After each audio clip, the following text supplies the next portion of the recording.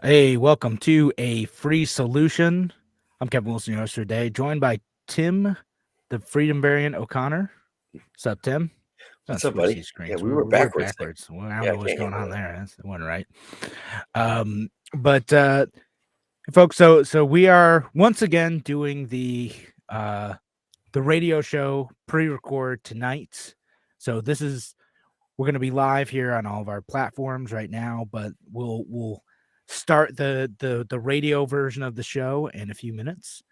And tonight we're going to talk about. I got the is Biden open borders there in the question. Should we ban non-compete? Then we're going to talk about the gas stove things too, because Tim bought a gas stove today specifically to own the libs. No other To reason he own the bought it. libs, Just that's fight the power, Kevin. I'm all that's about fighting the power. fighting the Everybody power. knows that. Just because. Taking it to the man. But Yeah. then the man comes and takes my stove is how this is Yeah. going to end, I think. Yeah, well, eventually, if they're just going to stop selling them at first, and then you just won't be able to get one. And if you keep it in good condition, it's going to be worth a lot of money, Tim. Well, I can't wait for the black market propane market, bro. Like, I am going to save up propane. It just makes sense. Black market propane, black market stoves. We can have black markets in everything. We'll enforce them with violence. The future has never been brighter. Never. Clowns. Future is bright in the black market. There you go. Clowns creating black markets to Yeah, make their we'll friends talk about rich. that because everyone's talking about the federal news. There's also like state news related to that too. So we'll talk about that as They should be on sale, stoves soon. They might, but so we'll get to that stuff. But so in about 30 seconds or so, we'll start the show. We'll do the radio version, and you know how it goes, folks. Like, leave your comments if you want to participate in the show. Always love hearing from you. That makes stuff fun. And we will maybe go a little bit extra. We'll see how things go. I have some polls that I'm doing on Twitter that I want to share with the people. So I don't think it would make for good radio, but if you guys hang out till after the show, I'll share a couple of the polls I've been running. Yeah, a couple polls. All right. Well, what's your Twitter handle, Tim, so people know where to find you? That's a good question, Kevin. I call myself the Freedom Variant. I at Tim for Senate. Tim for Senate. At Tim for Senate. All right. Tim for Senate. Yes. We are live now on Twitter. We have viewers there too. There we go. All right. Huge. We're going nationwide, brother. Yeah, right on. All right. So we'll start the broadcast now. Now, an hour of clarity for exhausted people of our nation mired in toxic partisanship. Left versus right, us versus them. While we pay to keep our politicians fighting, how do we, the people, rise up and solve the great challenges of our time? We do it by embracing freedom and liberty. There may be no such thing as a free lunch, but this hour is as close as it gets. Welcome to A Free Solution. All right. Welcome to A Free Solution. I'm Kevin Wilson, your host today, joined by Tim, the Freedom Variant O'Connor. I am glad to be here, Kevin. All right. So welcome everyone listening today. Of course, we have our live stream on the Free Solution Facebook page, Free Solution YouTube channel, Free Solution group, the Kevin Wilson page, the Tim O'Connor page, Twitter account, all the stuff. We're live. Folks, again, if you're listening to the show on WYSL, this is a pre-record show on WYSL for Thursday evenings. If you want to participate, the live shows, we're recording those Tuesday evenings. But for those of you here with us live, appreciate y'all here. And always appreciate the interaction. So we got a few things to talk about today. We have the discussion around immigration. We have a discussion around the gas stove stuff and a possible ban on gas stoves, and the non-compete agreement stuff as well. So we'll get to all three of those. Biden is doing a great job of making literally everyone angry at him. Like, I'm absolutely proud of him. Like, in a way, absolutely proud of him is not the right thing to say, but his handling of the immigration situation is absolutely amazing. He's managed to make conservatives incredibly angry And Kevin, he's even managed to make he's pwned the libs on some of this stuff. He's they feel like he's breaking promises. Yeah. Well, so let's talk about that. Like, so on the immigration stuff, we'll talk about that first. And I put the title of the show is Biden Open Borders now, right? Which it's so funny because like to me, I'm here like as like a pro immigration guy and being like, man, I can't stand anyone. Like this is all terrible. Like I wish I wish the Biden administration was more pro immigration, just made the process simpler. Conservatives are saying he's open borders, like he's not, but he did do something that is like it's a bit mixed, right? Mhm. So he had that the Title 42 thing that happened under Trump. Basically, if you're seeking asylum in the United States, uh, they want you to wait in a safe third country, right? So that's why like everyone was sitting in Mexico, right? Yeah. But What the if but I the was what if I called that the Trump plan, Kevin? How would you feel about that? I mean No, that'd be accurate. That's kind of what it was. just Um, reincarnate the Trump plan. Yeah, and so this is what started under Trump, and the Biden administration like sort of thought about getting rid of it, and then it got challenged in court, and then now they have this like workaround with it, where so with certain countries with like Cuba, Venezuela, and a few other countries, they can still seek asylum. But they're supposed to do so ideally from their own country.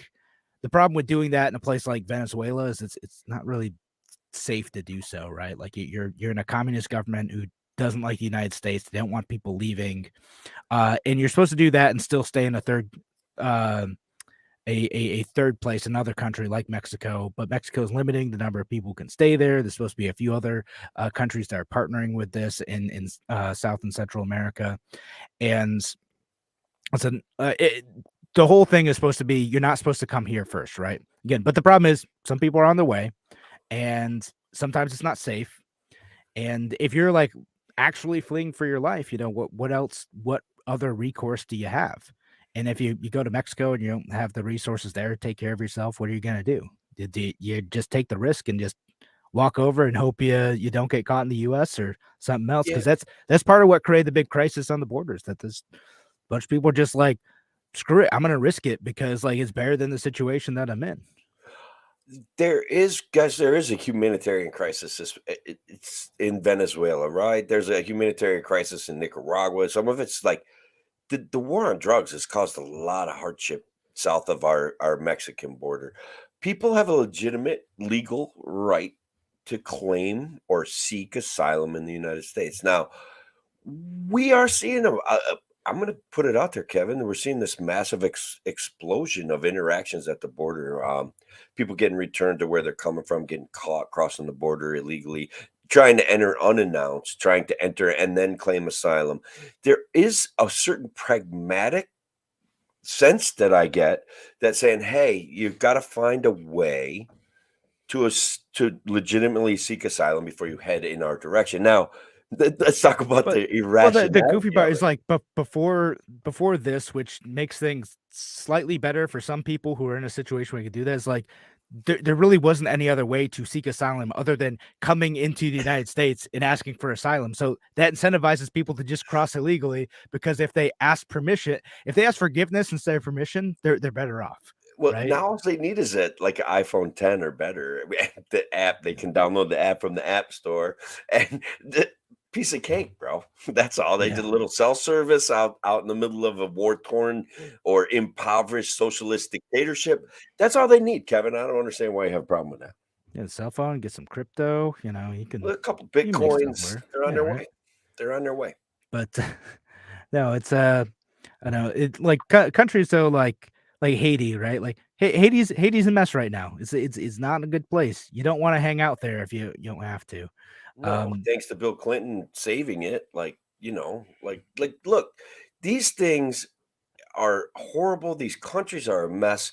We should have it. I agree that there should be a path that's simple, straightforward, and direct for people to come here and go to work. I think uh, when we get into this conversation, I want to reiterate because I know people are scared, angry, and concerned about a border swell, right? And you and I are going to probably, this is where you and I seem to have a slight disagreement. I'm sympathetic to that belief that we already are $31 trillion in debt, that a burden of asylum seeking it's legitimately a financial burden on the United States, No. and that Well, we need to fix individual liberties in the United States first. That's where I come at it from. no. So, well, two things in this one. Keep in mind that, and I think we'll agree on this part, that the chaos around the border is government created, right? Like they could make Absolutely. things simpler, they could make a clear process. Like it's just not. It's complicated. It's expensive. It takes years if you do it the right way, and there's a lot of bad incentives for uh people to cross like without permission and to rely on smugglers, and like there's all sorts of bad Sure. incentives for like chaos to happen and for bad people to emerge in like a black market for human travel, when the Absolutely. easiest thing that people could do is just be able to travel over, find a way to be able to stay here legally, to expand the sponsorship program in the United States. There are ways that we could do this that would be less chaotic, that would be better. They're um political football, and that's yeah. always, ever since I was a little kid, disgusted me to my core, okay? That they use human beings as a political football. The Republican team, the red team, the blue team, they use it as a political football. They've never fixed this thing. This is an argument going back Yeah. to forever. I think the 50s, 60s, something like that is when we decided to close down the border. Yeah. Ronald Reagan is a guy that believes in freedom. He believes in liberty. He granted citizenship to 16 million illegal immigrants back in the 80s, right? Ronald Reagan is Ronald like open Reagan. borders compared to like Joe Biden. Like he was Oh, way, sure. way, way more pro immigration than like any Democrat, Republican that we've had for like the last 20 years. We get this competing virtue of like, hey, we're going to cut back on what you can do, including even which we're going to talk about later, this ban on gas stoves, right? We're going to cut back on your rights, your liberties, your property rights. We're going to take the mineral rights underneath your property. We're going to raise your taxes. We're going to make laws that you hate, and yet we're still going to force you to accept a burden of a No, no. financial So, all burden of right. people No, coming over the no, no, border. no. See, like I really don't like You that don't like for me two saying reasons. it No. from a Well, perception. I think it's incorrect and it dehumanizes people is why I don't like it. And again, Okay. and I say this in part because like they're people. They're not a burden. They're people who come here and they buy stuff. They have jobs. They have families. They participate in our community. You know, and I say this. Someone's like I'm on a volleyball team with several people who are immigrants of like different statuses, people who became citizens, people who are still on visas, you know, like there's like I see these as people who are my friends, my coworkers, my neighbors, people who are like working hard to be a part of the American dream in many ways. And like they're not a burden. In fact, having more people in a community can be helpful, right? Like there's like it is a good thing for like a community to grow, to have more people in it, Do more you hands contributing to work, more hands contributing to like development and research and innovation. This is what like a greater population can do, and this is what like communities like Rochester frankly need, because New York State drives so many people out. Like we need more people here who can wouldn't they make be things crazy better. to choose New York right now? Like, seriously, they would be It's kinda better than the crazy. alternative. Like, it's better than Venezuela. You Is know, it? we got that going for us here in New We York. Like, got we well, so we it's got a better big than win there. Venezuela. It's better than Haiti. Alright, so let me just say this, I accept you taking exception with me using the term burden, but there are financial costs associated with the asylum program, are there not? Do we not provide housing? Do we not provide a certain level of sustenance for a I while mean, for the asylum seekers? government To separate takes them, from us, we but there's yeah. issues where things have to get separated. There's people that came here on visas who one day wake up and now they're illegal aliens or legal immigrants or whatever. It's Yeah. nonsense, it's wrong. And I think a lot of other people, and you can go ahead and tell me I'm wrong, are under the impression that the asylum program costs a lot of money, It's relative to everything else the US does. No, not really. And which is fair. yeah, Like and that's a fair critique. I get it. and it doesn't like have to. Again, like could expand our sponsorship programs here in the United States. And there is some of that. And I say that as someone like who also like worked with refugees to do things like start their own childcare programs. Like this is something I did like when I first moved to Rochester is I ended up getting a job as administrative assistant for a program that did that with refugees, mostly from Nepal. Right. Right. And so, yeah, some of that was government funded, but the whole goal of that was so that they could start their businesses and care for children specifically in that community and be self-sufficient, and a lot of them were pretty quickly. Here, That's you want to feel the comment or two out so that you and I stop yeah, arguing? Just yeah, kidding. no, which well, yeah. Here's There's one. immigration is okay as long as they pay taxes like we do instead of us paying for them to be here. Here's the thing, Joseph, is immigrants for the most part on net pay more taxes in than they get back out, because a Right, lot but of times. Well, there's a let me sound. finish my point, and I'll Yeah, let you go ahead. talk. I'm sorry. A lot of Yep. times what ends up happening, particularly with, like, undocumented or illegal immigrants, is, like, they'll work and they'll pay into the system because 'cause they'll operate under, like, fake Social Security numbers and stuff, and then they can't actually get the benefits of the system that they paid into. Uh, for the most part, immigrants are on net contributors. It's, like, not they're individuals who end up, collecting more, but it's kinda difficult to benefit from the welfare state under many immigration statuses. So and again, there's a lot of Americans who aren't taxpayers either. So, There's 43% according to Mitt Romney, right? Like, and I'm not sure he's wrong. So immigrants, there is. Let's talk about this distinct perception that you're challenging, that the asylum program costs a lot of money. Also actually want to reiterate a point that you made, and then talk about this perception. All right, but they come here, they work, they borrow a social security number. They cannot file for tax returns, they cannot file for social security. They know that they will get caught. Like they are, in fact, contributing taxes when they are working. You Nobody gets to pay anybody cash anymore. It's a very rare form of exchange. I wish that it happened more often. All right, guys. Like that's a reality, but people don't have cash. We are moving away from cash, which also minimizes our power.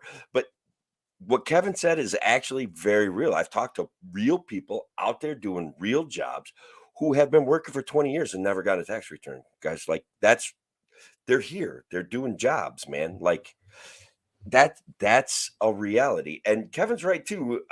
Like they borrow social security numbers, they go to work. A lot of immigration, young men who are immigrants don't get hooked up with services. It's a product of our system. I'm concerned with it more so than Kevin. I understand where Kevin's coming from, and I yeah. understand where you're coming from. Like I'm trying to get us. They're human beings, man. That's a Yeah. reality. No, That's they're something we got people, to deal with. and, like, just talking about this thing about takes 5 years of asylum to make them citizens so they can work and pay taxes, not keep taking our tax dollars. Again, they don't have to be citizens to pay taxes, like, and in the US, you can, a lot of, asylum, seekers, refugees can, like, work a little bit faster. There's still, like, a process, and I think that's a problem, right? You should be able to get here and, like, if you're seeking asylum, you should be able to get a job right away if you want to. What goes wrong in Europe a lot actually is that they don't let them work, that they have to be like on the system for like a long time, like they're taking our jobs type of mentality, that they end up being Work leeches for on the the state system for a because month, the state makes them do that. right? And just so you got a longer comment here too. It says, when it comes to libertarians, sometimes freedom can hurt the goals that they want to accomplish. For example, for southern border, illegal aliens keep coming in. They don't have points of entry. But then if you ask a libertarian about it, they say that they shouldn't be a border wall. Thing about that is, if there's a border wall, then there's no border enforcement. How do you stop the problem? Uh, just like I think we've addressed a lot of these points, but in terms of the border wall thing, like it's not that useful. It's like saying gun control stops guns, right? Like just the border wall, like you can find pictures of people just like climbing over it or around it or through it. Like there's border fencing and border walls like on our border already. It doesn't stop people. And the way most like illegal immigrants end up in this country is they fly in on a legal travel visa and then they overstay their visa. Like that's what a lot of it is. And can I So talk about that? Because that one is where I'm distinctly on the side of the person that came here and got a visa and has contributed to our society already.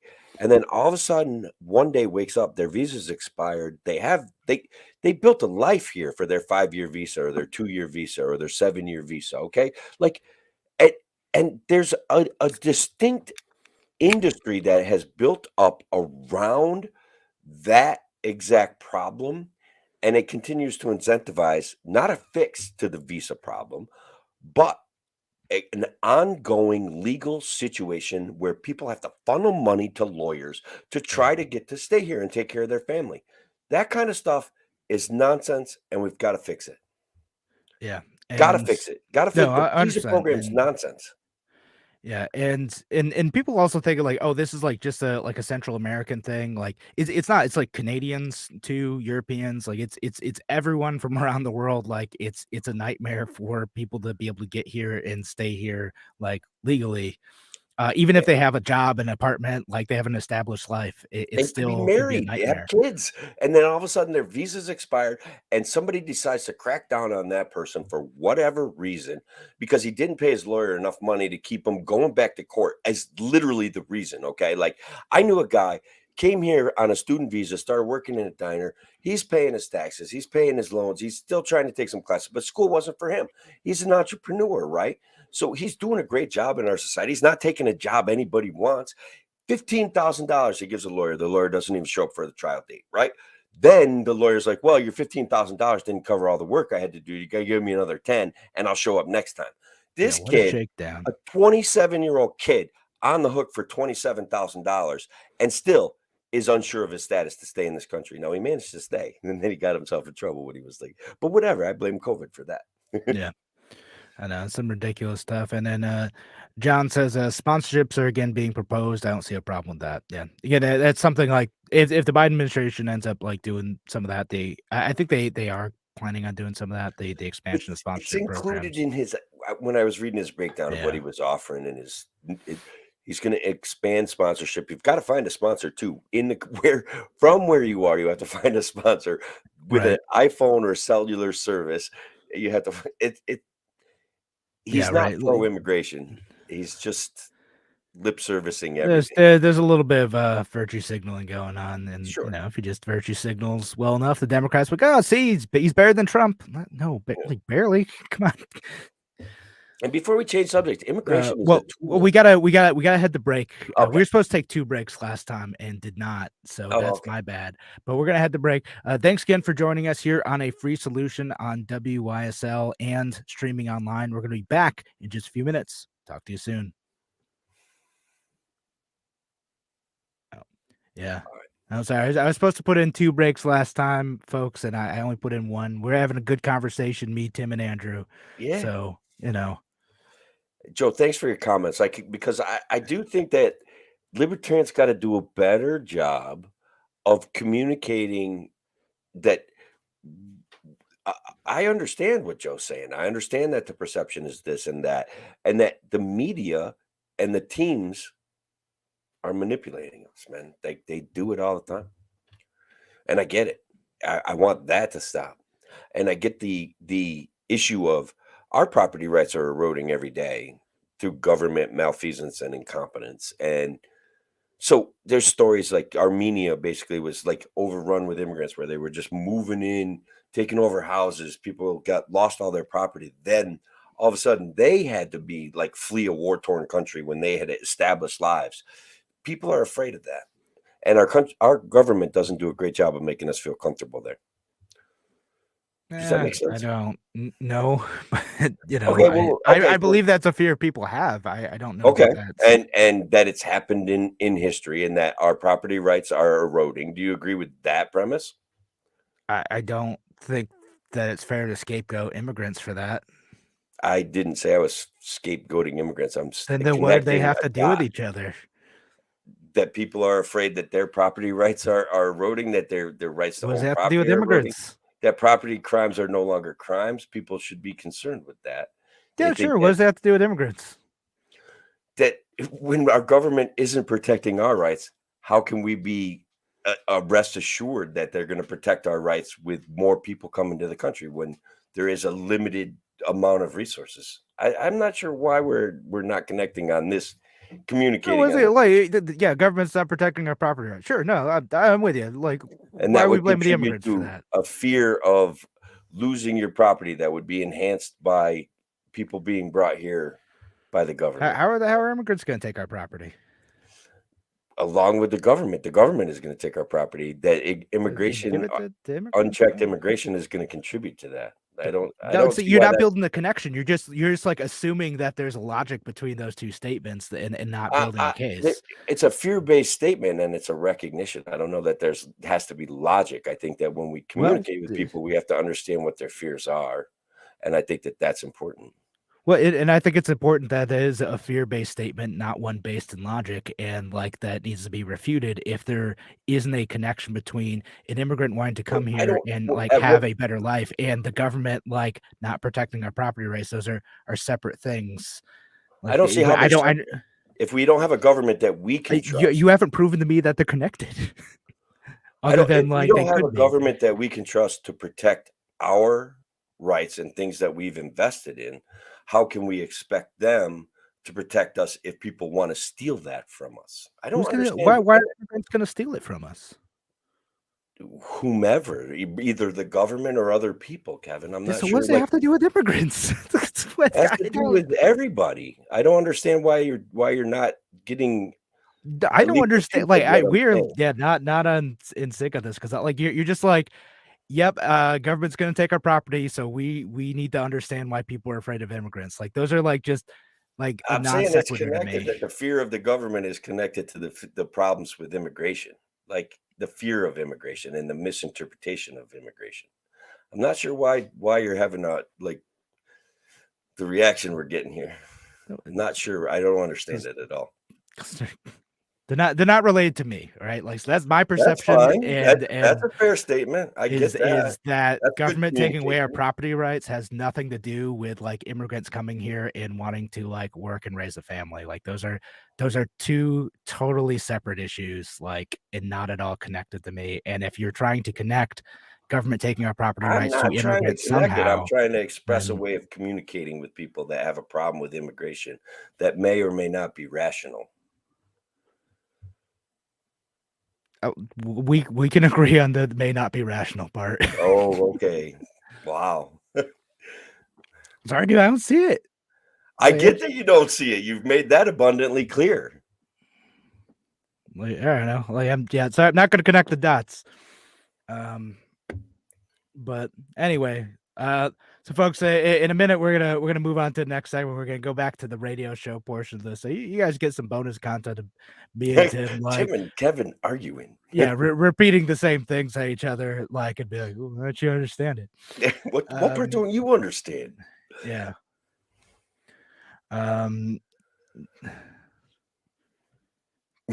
Yeah, Brian Lewis. Personally, I want to say we don't trust the government that can't get a letter from point A to point B without losing $11 billion a year. Yeah, that's a pretty fair. Fair. Point. I mean, yeah, you probably shouldn't. Yeah, I don't. To Yeah. be clear, I absolutely don't. Yeah. All right. So at 29, we'll come back in, and then we will be on until 59. 30-minute segment. All right, and 10, 9, 8, 7, 6.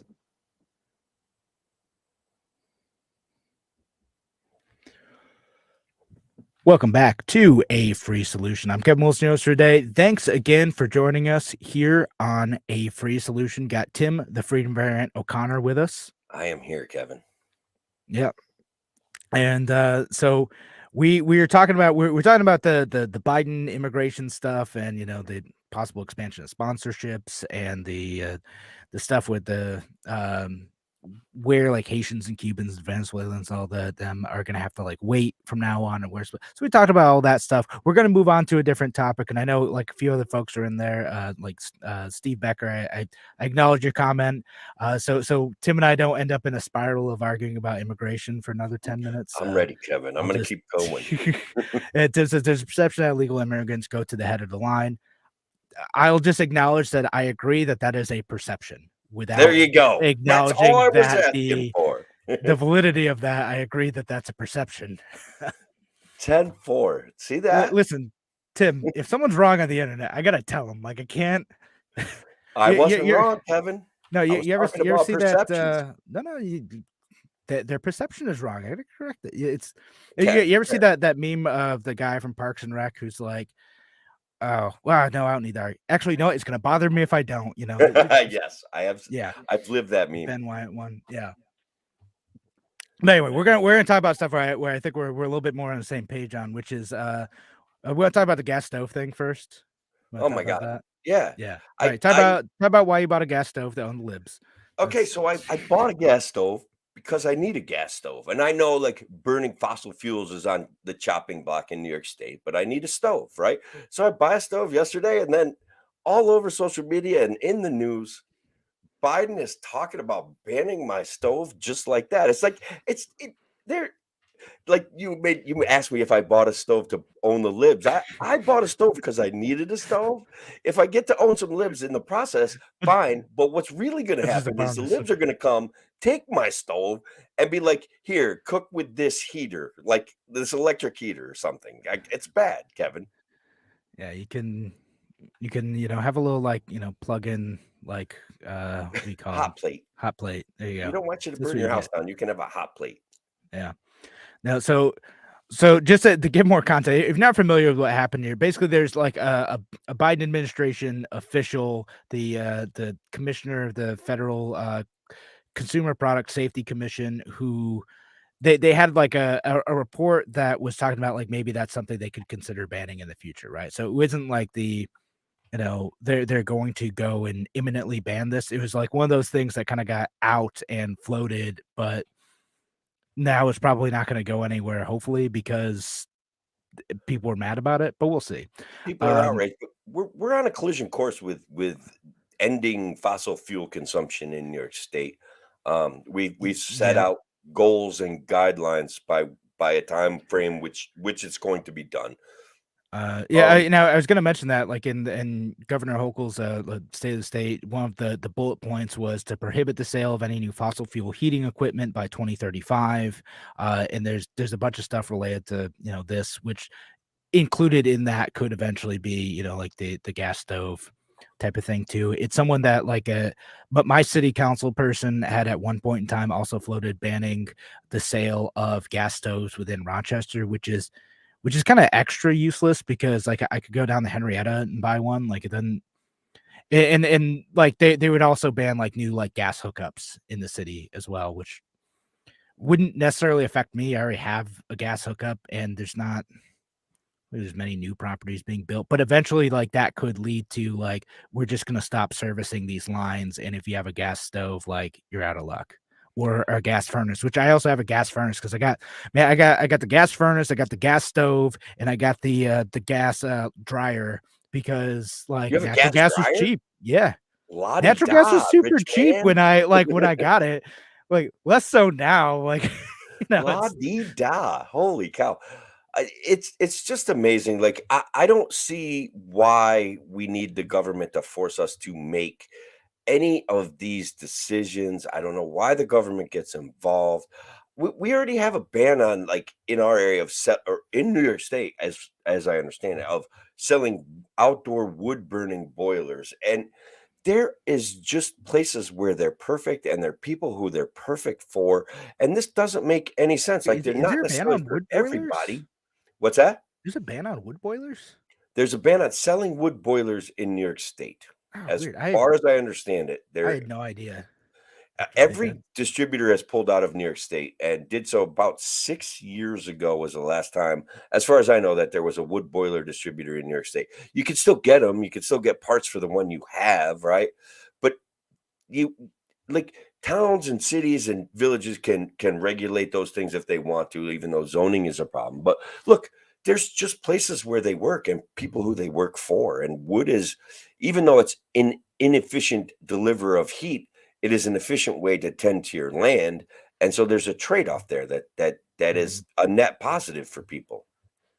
Some people.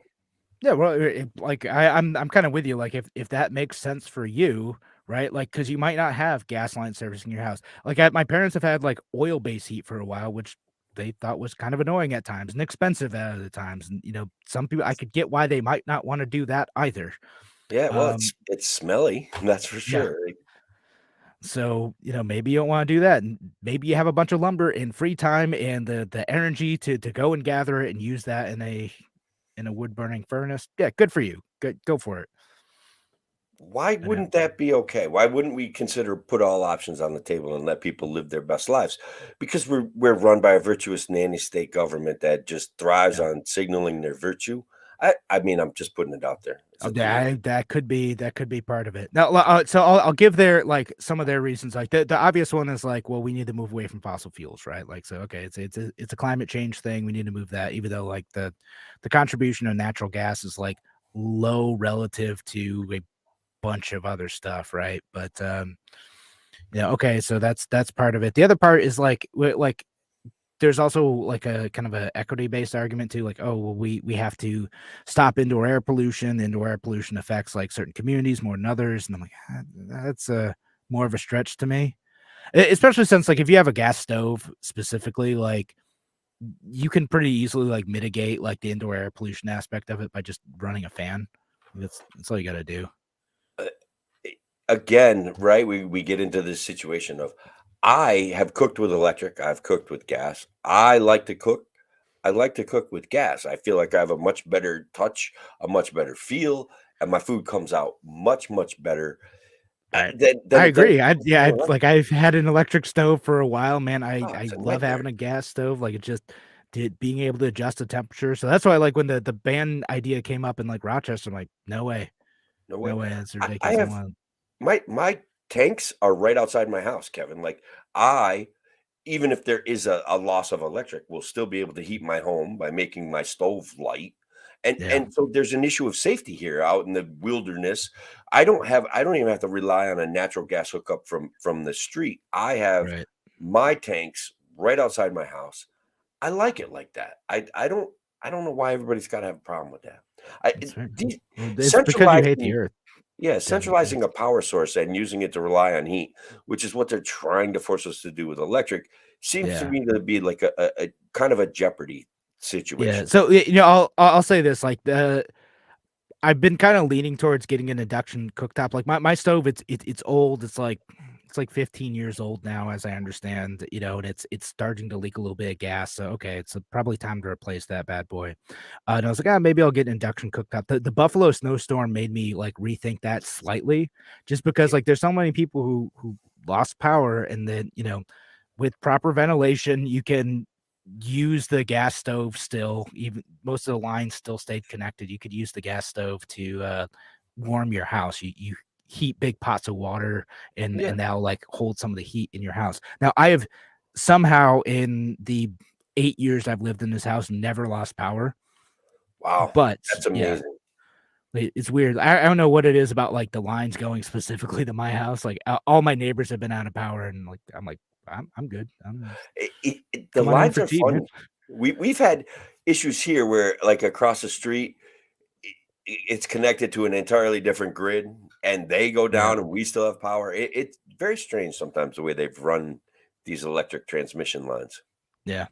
So whatever it is listen, it's my power somehow like never like really gone out. I think maybe like once it did, like some car hit like a pole right outside my house type of thing, but that was it. But yeah, that's my only hesitation on like maybe I should switch it or not switch to induction because the induction is getting a bit better at like the heat control type of stuff. Like it's gotten good. It heats up quick. You get the pretty instant control. That Um, Lagasse guy was selling an induction cooktop, wasn't he? Like around yeah, the time Mero Lagasse, the guy that goes bam. part of it. So, and he sold a bunch of those air fryers. Like I bought one of his air fryers. So like I think he sold an induction cooktop, which actually made me skeptical about induction cooktops. But apparently, maybe I shouldn't be. I don't know. I don't know. I follow this appliance guy on TikTok, and he's selling me on it. Showed me some of the tricks, how like it doesn't heat up and like, it can boil a thing of water in like 15 seconds. Like yeah. I mean, you got to buy fancy cookware for it though. It's got to be like magnetic, Okay. I'm but willing to try it. yeah. So well, they got cool stuff out there now. Because if I do that, I go fancy with the stove. Like I'd get the induction cooktop and then like the 2-port ovens. One that has like the convection oven, which is basically that's how air fryers work. It's just a Right. convection oven, right? I knew Yeah, I gas knew you oven knew had that. I was playing convection. that for anyone else who might not know that. Yeah, But no, I like it's convection. but yeah, so you get the convection ovens, you get 2 things, and because I bake a lot of bread and stuff, so it'd be kind of nice to be able to do that. Do you Um, capture your own yeast? Have you ever tried that?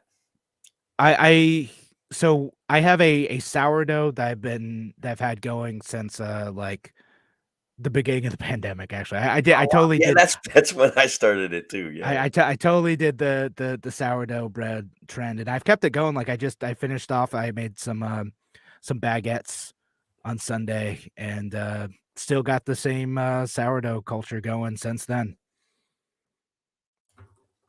All right, that's amazing. I'm impressed with that because that is something obviously at the beginning of the pandemic, I'm like, well, I got a bag of flour. I better learn how to cook some bread. I checked the level of my propane tanks. All right, I can do this. So I captured a wild yeast. I made some bread. A lot of times I had a connection though. This was fun. One of the things I did was I was able to go to a barn and get some. I don't want to call it milk because it wasn't, and it was a gift, so it wasn't like I bought it, right? But I He's was like, all right, cops don't come. I did yeah, nothing right. Don't illegal. please don't. But I was able to make mozzarella cheese. I was able to make ricotta Oh, cheese. I was nice. able to make butter. Like I I had a mean, you're blast allowed to there do for that about stuff 2 for weeks. personal consumption. It's just you're not supposed to sell stuff. Right. It was not. There was no money exchange. That's for sure. Yeah, right. So yeah, I mean that's pretty cool to do that. Never tried that. I've never made my own cheese. Just done the bread thing. It was so easy. Mozzarella Yeah, cheese is really, really, really easy to make. It's yeah, you got to get Renee to make it really well, I think. And I just used vinegar, and it came out pretty good. You can yeah. flavor it up. You could get kind of creative with it. It was fun. No, neat. I'll have to try that sometime. So I didn't do the thing where I captured my own yeast. I just got culture from a friend. But That's as good, really. Like some of these cultures people have for sourdough breads they go back for centuries. yeah. So, and she got it from another friend. I've given it to like 5 people in my neighborhood now through the Buy Nothing group. Like that's been a cool thing. Oh, the Buy Nothing group? That's cool. We'll have to talk about that on a show one of these days. Oh yeah. No, we're gonna have there's a local RIT professor who has a great article about that, and maybe we'll have to invite her on. She's been on the show a couple times before. Cool. But so I know we only got like a little bit left, but we'll get to this other comment from well, I'll get to Steve's comment first. It says, Kevin, you're on a main street. Yeah, that's part of the reason why I don't lose powers on a main street in Rochester. But Joseph, like just to sum up his comment quick, basically says that they're putting electric car chargers everywhere, making fewer spaces for gas cars. Yeah, no, it's kind of a thing. Like you're going to see more and more of that, right? Like it's just more like chargers that are reserved specifically for electric vehicles. In New York State, I think is it 2035 when they're going to ban or no, it might be sooner than that. They're gonna ban the sale of electric vehicles soon, Fuel or fuel gas burning. Yeah. vehicles. I think it's 2035. Yeah. So all that stuff, yeah, it is 2035. Just confirm that. So yeah, all that stuff is happening. So yeah, no, it's gonna be interesting to see if like we have the infrastructure for that type of stuff too. I don't know. I was mentioning to you before the show when we were Uh, talking about this electrical situation. Here, Um, so we have to go to a break oh, quick, and maybe we can continue that, but we have to head to a break for the radio show. We'll be back here on A Free Solution in just a few minutes. Talk to you soon. All right. Yeah, sorry. I know it's weird. We gotta like interrupt for the breaks. okay. Yeah. But like, yeah, Bob's like, yeah, you gotta have 2 of them in there. But that Okay. you folks listening online, you get this extra stuff, and I'm gonna mention this during the radio show, like the list of podcast. We put it out as a podcast too. I'm gonna edit it right after the show, so no more like putting up shows like a week after they came out. All right. Um, so it's gonna be up there. So if you miss any part of this, Definitely it's highlight our fight though. That was great. That was yeah, epic. that's People are gonna love gonna be in there. But So you're going to say something because we continue this conversation and jump back to the show part. We got 15 minutes left of radio show. Okay. Should I But save it for the show part? Because I think it's an interesting take on this that I haven't heard anybody else talk about. So all right. So we'll do that. We'll go back at 45:30. Then we'll have until an hour and 30 seconds past the hour to talk the radio show. Then we keep talking if we feel like it, or go to bed. I don't know, whichever we want to do. All right, so back in 10.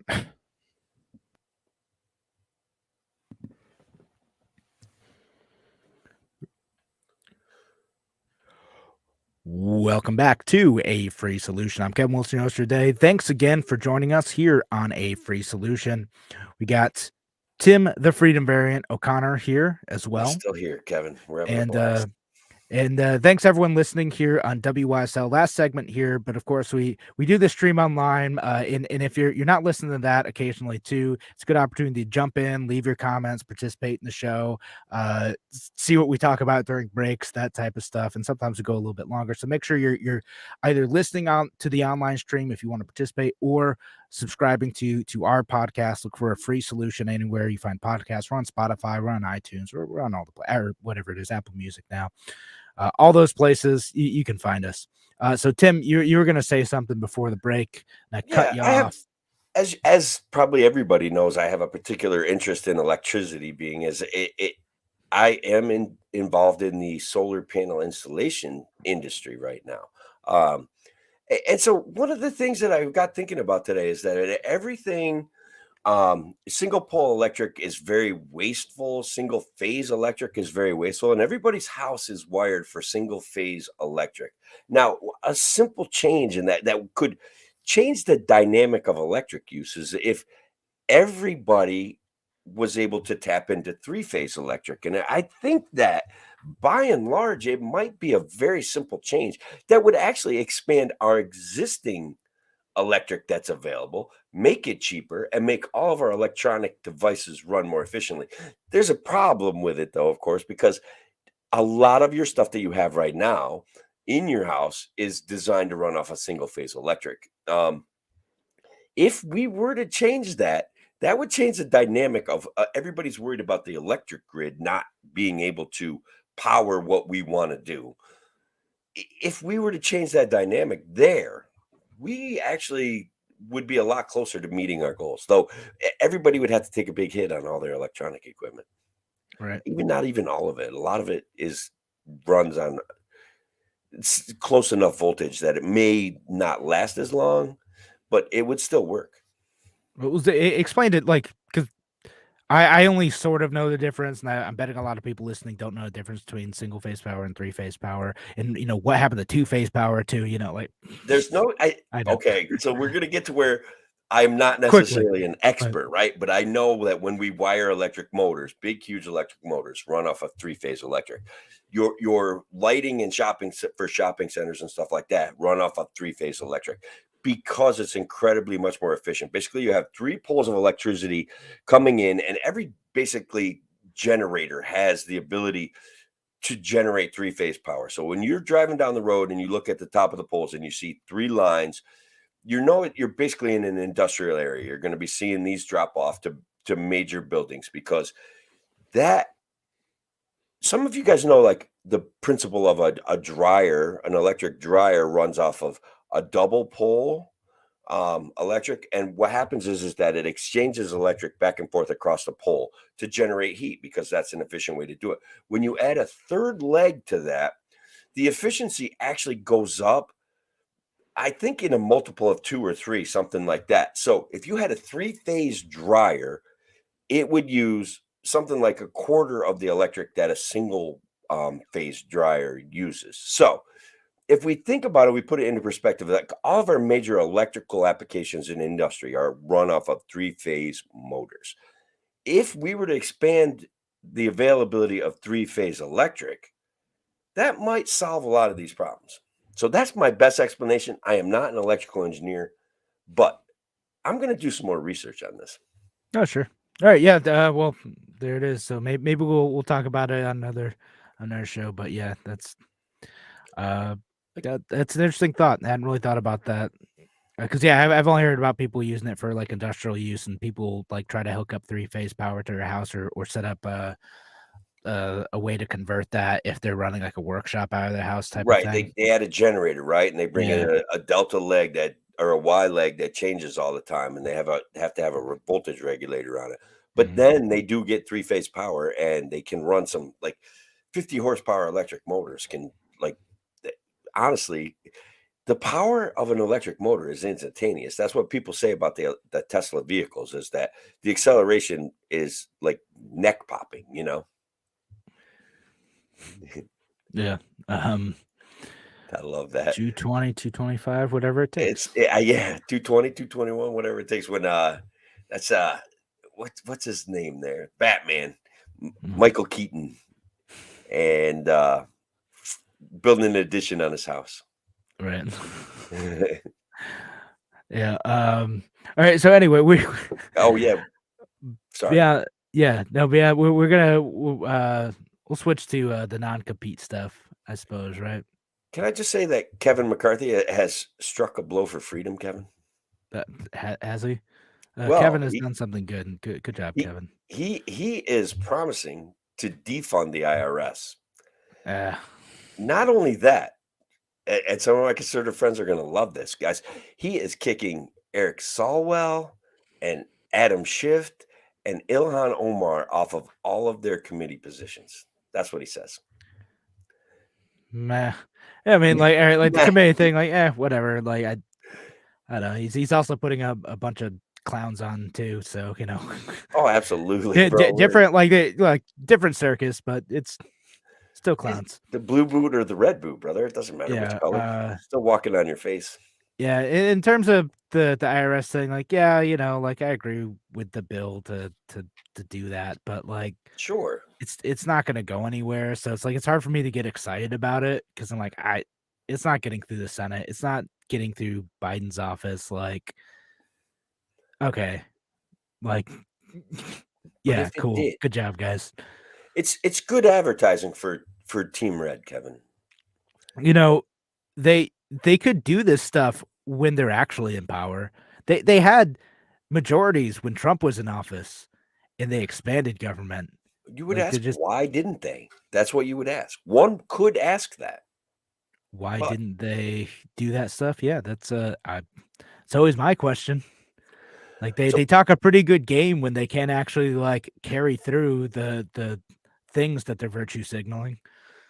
even Trump kind of, I mean, it was such a big letdown when he promised to never sign another like budget or continuing resolution, and then he just started signing them away. And Yeah. when he would let the government shut down for like 12 minutes, I was like, all right, we're on to something here. And Yeah. God, snowball walked on two legs right there, bro.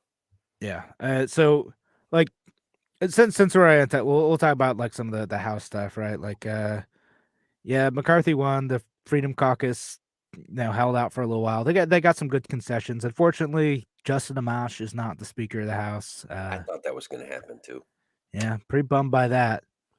But oh well, maybe next time. And Maybe, I mean, maybe. there's some good stuff that got there. Like supposedly there's going to be a longer waiting period between ring the bills, which is good. They're gonna, in theory, try not to do the big Cromnibus bill. They're gonna Sure. actually try to vote on like actual spending bills that are a little bit more individualized, which if they do carry through with that, great. Or they'll just keep doing continuing resolutions forever. Who knows? I'll give him some credit. I think there was some good effort there, and the arguments that they had, um, what while unseemly, right? That what they were asking for, I felt was reasonable. I just Yeah. don't Well, yeah, quite buy like that. a few of the things are reasonable. Like a few of the things I agree a little bit less with, but those things I'm glad for. And it also wasn't entirely clear in the beginning that that's what they're asking for. It like in the beginning it kind of seemed like they were just doing it because like screw the establishment, which like I get that energy. I Yeah, understand it. But what are we doing this for? Like, is there any higher purpose to this? And then maybe Justin Amash had an impact on that with his old Freedom Caucus buddies, and they actually got some accomplishments because of his prodding, or maybe they're doing that anyway and just no one talked about it. But I don't know. Could be good if it goes that way, though. It could be good if it works. Yeah, as if it they say. works. So you definitely want to talk about non-competes. I want to talk about non-competes. I apologize for throwing in the whole sidetracking us there. Yeah, no worries. I just want to put it out there. I've never been asked to sign a compete or non-compete clause ever in my Not knowing the entire trade employment secrets. history. None. No, I developed my own trade secrets when I was an independent contractor. There you go.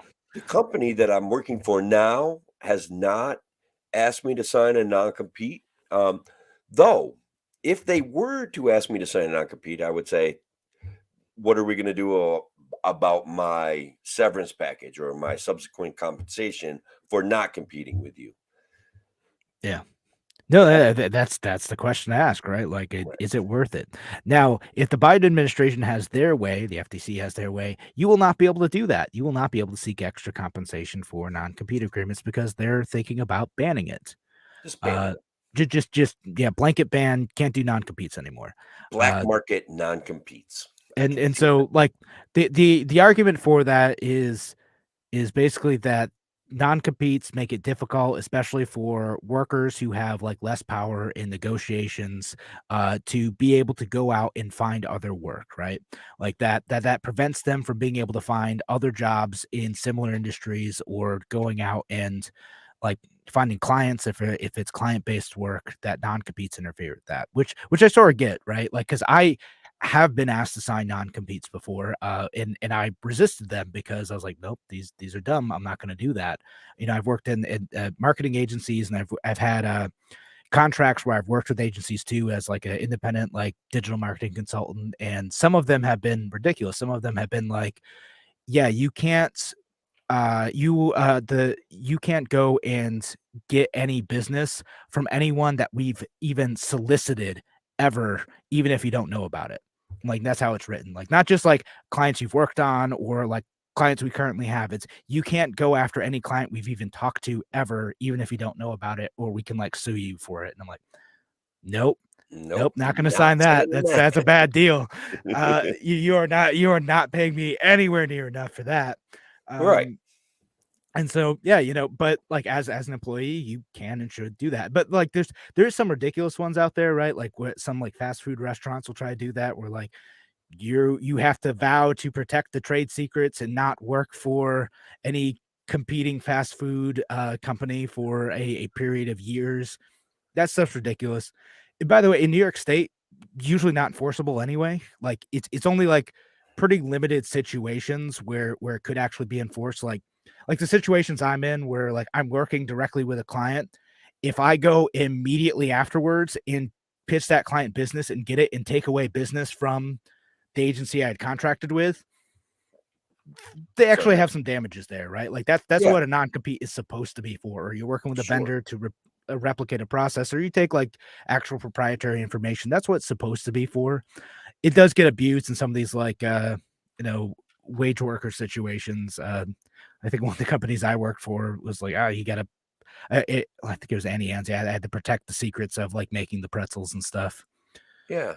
It's an intimidation thing, right? If you think about somebody getting a job at McDonald's and being reasonably happy there, and then McDonald's saying, if you go to work for Burger King, we're gonna sue you. It's like, okay, it's trying to intimidate you from like getting like a better, possibly higher paying job and staying there, right? And it's a wage control factor in that case, right? For low wage, lower middle class, lower wage people. Now, in an area like what you're saying, like lawyers and salespeople, like signing a non-compete on some level that you're compensated for. And guys, I think sometimes a non-compete could be worth a lot of money, right? Yeah, right. Like again, like if I know I can't go after somebody, and this will happen with like mergers and stuff too, like when companies get bought, like, okay, I just sold, you know, a website building company. I can't go out and like start a new company with the same business and go after my old clients. Like you can't do that, understandably so, right? Like, but you're getting compensated for that agreement, and that's fair. And so what I think is probably going to happen is it's going to end up getting preserved in some way for like higher end employees in the same way that yeah, we got like 40 seconds left. So in the same way that we have like the exempt versus non-exempt salary rules, there's there's probably going to end up being some exemption, but hopefully, like I tend to lean towards we should just kind of butt the government out. But I mean, that's my usual default Yeah. position. But I know we're out of time though. Thanks again, folks, listening on WYSL. We're going to continue the show for a few minutes here on the live broadcast and the podcast, and make sure you subscribe to A Free Solution. But if you listen on WYSL, have a wonderful night. Thanks so much for joining us here on A Free Solution. Thank you. All right, I have a gap there. Beautiful. All right, yeah, but I know I was trying I to mean, pack our points there on the non-compete stuff, but sorry about that. I think it's actually a good subject that we could have, because I found an article, of course, that takes it into the woke area, but in a way that actually might be worth discussing, right? Um, Women and workers of color are less likely to negotiate than their white counterparts, which may result in more restrictive agreements for them. I think that speaks to what I was talking about it being this intimidation factor, this piece of paper that's threatening legal consequences on people that oh, cannot afford it's to defend themselves. it's Honestly, I'm it's amazed that they're out there. I didn't even realize that they were out there. oh, 100%. It's totally a thing. Like like one of I had a situation where like I felt like that's what the point of that non-compete agreement was. It was to intimidate the people coming into the company and to like, if you're not going to work for us, like you're not going to work at all. So you either better stay here or get out of the industry, right? Yeah, And that's what and it like is. and I was at a point in my career where I could just, all right, yeah, we're off the radio. I could just be like, fuck you, like I'm not signing that. Like, and if you're mad about it, pound sand. Like, you want me to work here? All right, get rid of that. Get rid of that shit. That's I'm, yeah. and yeah, they were in a position where they kind of had to do it. But there's a lot of other people who like, oh, I need this job, and like there are other candidates who can go and do this thing. You It's feel like you're replaceable, even if you're not. You feel like they're just gonna pick someone else, and I need to have this job right now, so I'm just gonna sign away my rights. yeah. But I said, listen, I've been in a few situations where I didn't have to do that, and it's nice, but I know that that's kind of a privileged position because, like, I had money, even if I knew they couldn't say no to me, but even if I did, I know I would have been alright for a little bit. Right. That's Y always a good place to be, and it's hard. A lot of people don't haven't mastered the secret to getting there, and it's hard to get there, right? Like it's hard when you're raising a family to figure out a way to save money, to figure out how to save money, to figure out how to protect yourself and your future. Yeah. People have a tough time getting there, and they do get desperate for jobs. And so, like when I was reading about this, I'm like, this is bull baloney, man. This is bad stuff. I didn't even like. I had a boss that used to threaten to sue other restaurant owners for solicitation of his employees. Oh, yeah. And It's usually part of it too. It's it's like I don't know. Good luck with that. You know what I mean? Like it was. I don't know. Yeah, but no, like, because that's part of it too, is, like, a lot of times you can't solicit our employees, and that so, like, the argument for making these illegal, at least in some circumstances, is that, like, you no longer have the ability to, like, be able to move around as easily, right? Like, that Sure. talent can't go to the places where it's most needed, most wanted, so in places where non-competes are essentially illegal already or non-enforceable, California and New York, there's a lot more, like, fluid job markets in certain areas where, like, poaching's a thing, right? Like tech in California. Right. Despite all of the nonsense that goes on in California, that's part of the reason why tech culture thrives there, is because non-competes are essentially non-enforceable, so they can just they poach each other all the time, so talent ends Right. up, like, getting redirected constantly. I did, like I said, I found this NELP.org publication. Um, Almost 30% of non-competes cover workers who make below $13 an hour. Like Yeah, I totally I stupid. would want that to be. I'm not. I try not to advocate for big government things, but I would want contracts like that to be well communicated illegal if you're making that kind of money. Like, I'm a Yeah. fry cook at McDonald's for 13 bucks an hour. I can be a fry cook at Burger King for 15 bucks an hour. See you later, sucker. That's Yeah. it. You see what I mean? Like that to me is like, What's that? Let's say, and if you don't know that, like people just throw stuff in their contract, and that's why you have the whole like thing in the contract, like if any part, the severance part, like in a yeah, lot of contracts, employment agreements, like if any part of this is unenforceable, it doesn't invalidate the whole contract, blah blah blah.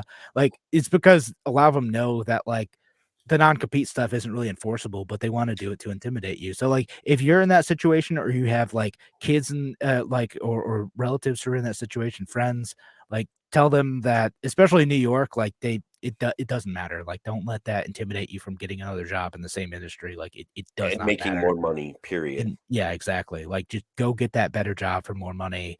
And but like to that kind of woke articles point, like that is the thing. Like a lot of people like, and sometimes it's people who are poor. Sometimes people call it's not necessarily exclusive to those groups. I know it's a kind of a left wing tendency to like make that exclusive because it happens to everyone who's like unsure of themselves and confident in themselves, or just in like a precarious financial situation, and they don't want to risk it, right? Like they don't know. Like maybe it's not enforceable, but maybe it is, so they don't risk it. Well, that's the thing that when I was reading that, it's like clearly a lever of intimidation because if I go get a job at if I'm a fry cook at McDonald's and I go get a job as a fry cook at Buffalo Wild Wings, are they going to actually enforce that non-compete clause against me? Like how what are they going to do? Yeah, not for you. Like again, they might enforce it for an executive vice president or something. I Right. can enforce it for you, a fry cook. Like, it doesn't matter.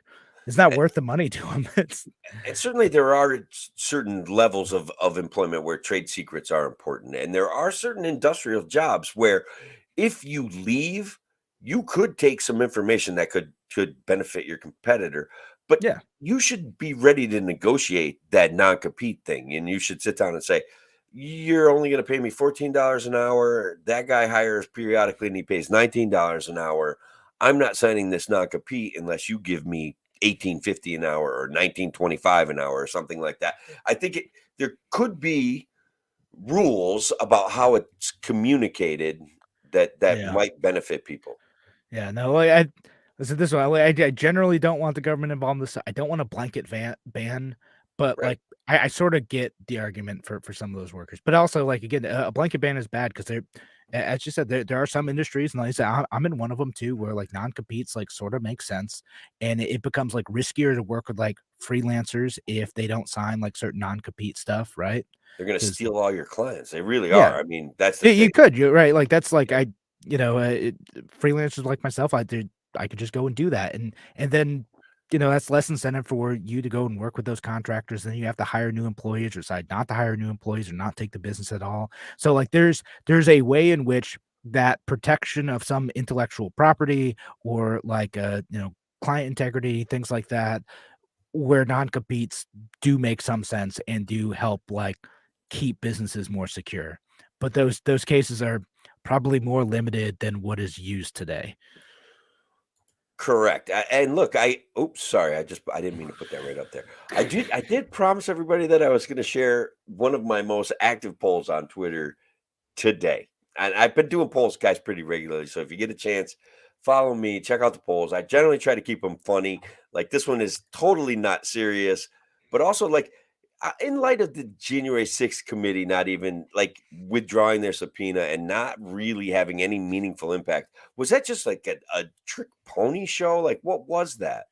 So I Yeah. asked the question, was the January 6th committee a huge pile of steaming dog poop? And I have some great selections. I have yes, also yes, no, and Rob Reiner is a clown because he keeps popping up in my feed with like crazy outlandish comments about how Trump's going to be in jail tomorrow, and everybody's just like, "Oh my God, this guy's giving me a headache."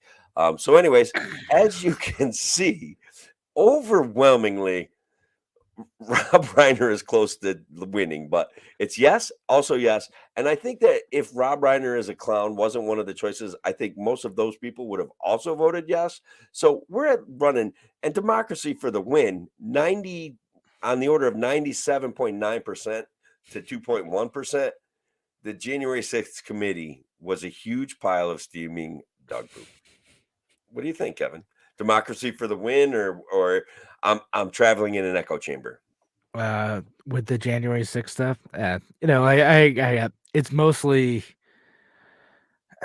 mostly what these committees do, right? Which is to partisans get on, they dig up a bunch of dirt. That's it. Like there's some real stuff there. There's like some ways in which Trump was a huge jerk about the whole I think thing. you and I were pretty clear. Like was very flawed. He Yeah. was very problematic, and became almost just like everything he was fighting against. He spent a lot of money. He did a good job trying to pull us out of communicating about how we overpay for foreign interactions. Like that to me was one of his strongest things. He did some decent things with criminal justice reform, but he didn't stand on his promise to lower spending. That never happened. No. Like he went crazy with it. Yeah. And populist authoritarianism for the win. That's what we're living in right now. Yeah, that's what he was. And like I said, he was a bit delusional about some of the election stuff. Sorry if I love anyone that stuff. agreed That with was him. great Not stuff, sorry, Kevin. but I don't know, man. no, so like, yeah, again, he did some like dumb, borderline illegal things in the run up to January 6th. He was irresponsible. But Sure. the January 6th commission, I think, again, it ends up being kind of partisan dog and pony show, and it never ended up being a serious thing. And that's whose Ray fault Epps. that is. Who is Ray Epps? Debatable. Kevin, I watched one thing before we go. I want to tell everybody. Yeah. I listened to that podcast, Behind the Bastards, that you offered up on my page about the MK Ultra? CIA. And isn't that wild? We all kind of know these things, but to hear them like laid out in a timeline and to hear how it all came together, guys, I mean, you should listen to Kevin and I, but like you should check out the Behind the Bastards podcast and check out the stuff about the CIA. Oh my God. And look, there, like some of it is common knowledge, but to hear it put into a time frame and hear it put into like this led to this led to that. Yeah, this is what they were from trying Project to Bluebird all the way up through like MK Ultra and burning all the Midnight evidence. Climax. Midnight Climax. Midnight Climax. What a name! Climax. They weren't even pretending to lie anymore. Just like when we see some of the things going on in our current deal, they're not even pretending to hide it. They're just and I'll say this about like MK Ultra specifically and like the details of that, which is like you know how I am with conspiracy stuff. Like I mostly like hate most of it. I mostly think it's ridiculous. The stuff around MK Ultra sounds so ridiculous that is tougher. It would have been tough for me to believe if I didn't know, like if there wasn't like so much evidence that can I say that stronger?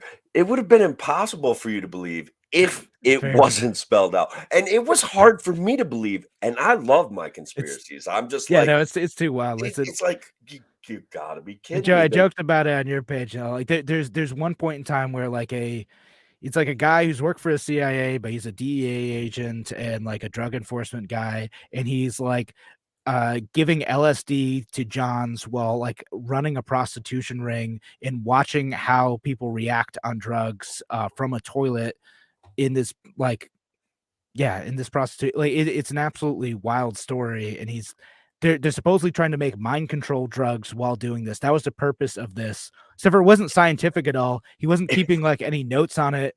Like he was just watching them from a toilet, and that sounds like a joke. It's not. Like that's really part of it. He was what he wanted to sit on. He was just sitting there eating and like watching people do the things that they do with prostitutes while giving them drugs. The CIA had to send out a memo.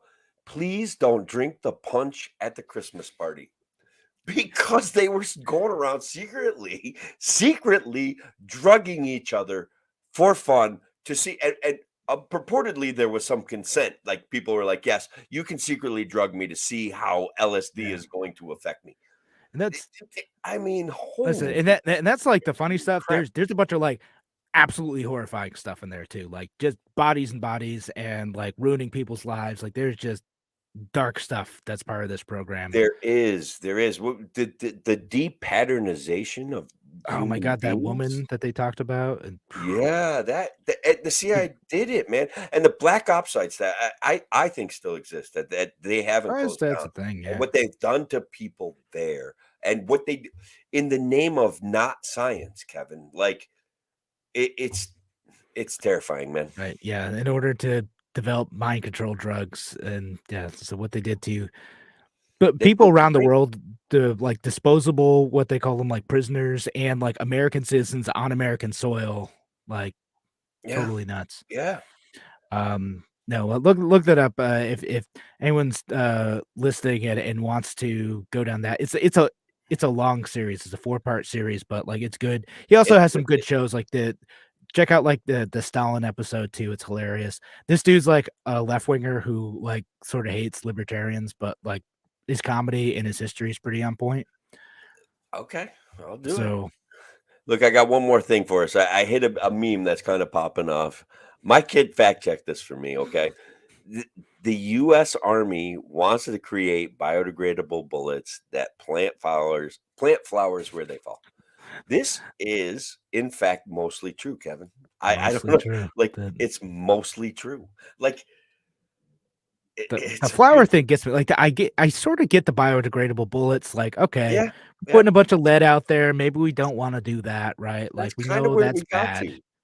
She was like, Uh, "Well, it would be great for hunting." Like, and I'm like, yeah, like it does make sense and it does have certain applications, but there's something about this, the virtue signal about a green environment when you're going around blowing people up and breaking stuff. Like yeah, it's so strange times we live in, man. so I'm like, And they're gonna take I my guess cats that's though. something we should do, just yeah, you're right, it's like just a strange thing to go together. Uh, It Raytheon's tweets, guys, you gotta check them out. They're the greenest bomb maker in the world, man. It's yeah. just amazing. That's wild. So I'll get the one comment because I know a couple people have asked me about, it, and I think I might have said this before, but people were asking, Steve Becker on Facebook asked, what story about picking up the 8 o'clock hour on Thursday on the radio? So yeah, for those you haven't heard, like I'm no longer on the 1 p.m. to 2 p.m. hour on WYSL. That spot was given to another dude, the guy who had the show before me. Larry Sharp still has his 1 p.m. to 2 p.m. hour on Tuesday, so he still has a Sharp Way. So make sure you check that out. He still does an awesome show during that time slot. Uh, they want to find a way to keep me on the station somehow, though. But something. The guy who had the show before me is just he's willing to pay more money for that spot. Like that's kind of what it was. It was a business decision type of thing. So it wasn't like the WYSL like really canceled me or didn't like me or anything. It was a money thing. Um and so that's why I'm on Thursdays. They want to find another spot for me. So Simple Tech Innovations is sponsoring uh that time spot for WYSL. And we're looking for other sponsors too, so we can make sure we stay in that spot and maybe expand again one day. But so hit me up if you have a business, particularly one in the Rochester area that wants to advertise. Let me know. That's how we pay for these spots. That's what it is. Yeah. But so that's That's the that's why we're unfortunate reality Thursdays of at what 8. we're doing here, right? With It takes money to make the world go round. That's what it is, right? Like, and yes, unfortunately, I can't do the live shows at that time. The producer's not in to do that, so I will miss the folks who called in. Always made stuff interesting, but that's how it Keith, is. I hope Keith Hey, finds us on Facebook, and I know, right? There's he was really interesting. But he would keep my show. Yeah, he would keep my show lively. Just He certainly was not afraid to disagree with anyone. yep. Just yeah. That call in I once a week. Shout at Yeah, me. I have a couple events coming up too. I believe on Thursday at some point. I don't have a time set, but I believe Diane Sayer and I are going to do a live broadcast on Facebook and Twitter and the social medias. And then on January 23rd at 9 p.m., I am going to be on a panel with Larry Sharp. So we're going to have a good conversation. I hope it What's gets the into panel the about? nitty gritty of libertarian politics. Actually, I don't hope that, but I have a feeling that that's where we're heading. Like we're going to talk about our successes and our failures, and hopefully work on charting a course for the future. But it's Larry's show; he's going to lead it. we're going to go down whatever road he wants. You guys know I'll have stuff to say because I always do. So Yeah. that's what's going on. January 23rd, guys, 9:00. Me, Larry, probably 50 other people, and I'll get to say one thing, but whatever. He's getting pretty popular, man. He's doing a lot of good stuff. Yeah, and he has a bunch of awesome stuff. That's why I'm glad WYSL's keeping him on the radio show too, so a different audience gets to hear what Larry has to say. Yeah, Larry's great. He's really good. All right. I think we're gonna call it tonight though, folks. Should. Thanks again for listening. Appreciate y'all being here. Have a wonderful evening. Take care.